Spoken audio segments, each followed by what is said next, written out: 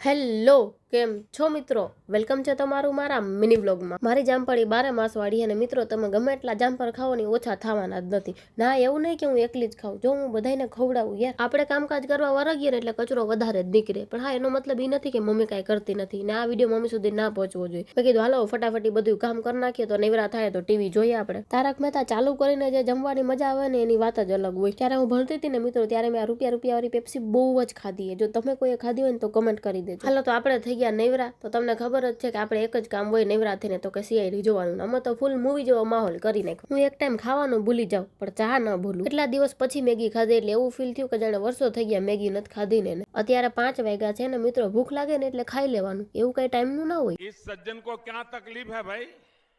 અત્યારે જમવાનો ટાઈમ છે ને આપણે ચોકલેટ ખાવું, કેમ કે તમને ખબર છે આપણું બધું કામ ટકટાણા વગરનું જ હોય.